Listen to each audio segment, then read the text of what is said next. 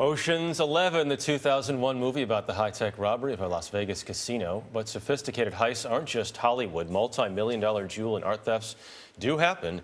Experts charged with protecting America's nuclear arsenal at Sandia National Laboratories in New Mexico are now studying the thieves' methods.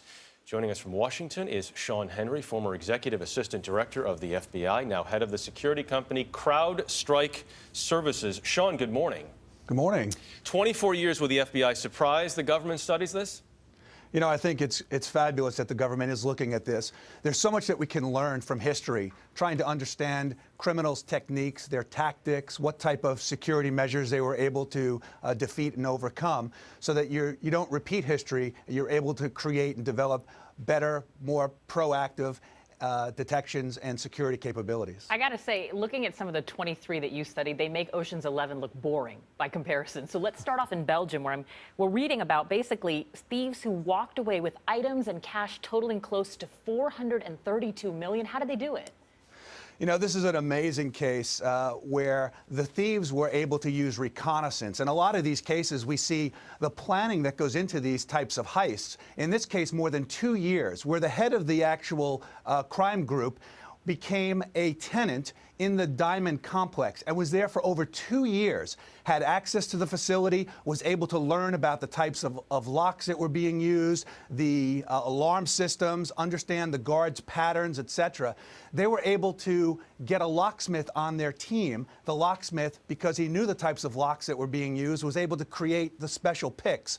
They went in over the Valentine's Day weekend in 2003, and over the course of 2 days were able to steal millions and millions of dollars. So the heist that's always fascinated me the most is at the Isabella Stewart Gardner Museum in Boston, one of my favorite museums as well. Just a tremendous place to go. But thieves got in 1990, took $400 million in the dead of night. What happened there, Shawn, and what have we learned from that? You know, one of the things that was discovered in this study was the use of deception in many of these cases. And in the Gardner Museum case, two criminals portrayed themselves as Boston police officers. They actually knocked on the back door of the museum in the middle of the night. It was a new guard, hadn't been there before, and he actually allowed them access into the facility. Once they gained access, they were able to subdue the guard and handcuff him and another guard, and then they went through and stole Rembrandts, Degas, highly valuable art over the course of about an hour and a half, just because they were allowed access and were able to deceive the guards into letting them in. But both of those heists seem like there was a lot of human error at play. So what is the lesson about national security from these?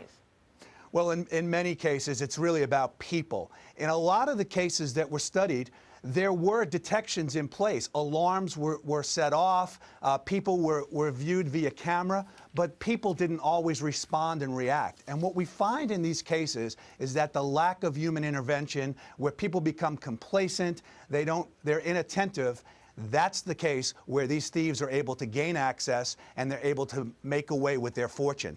As it relates to national security, it's very, very similar. It really depends on humans being aware, not becoming complacent, and learning to respond, watch the technology, and respond to it and use it in a way that allows them to be much more responsive. Well, the research you guys do is truly fascinating. I'm sure it's also interesting to hear how people accomplish these multi-million-dollar heists.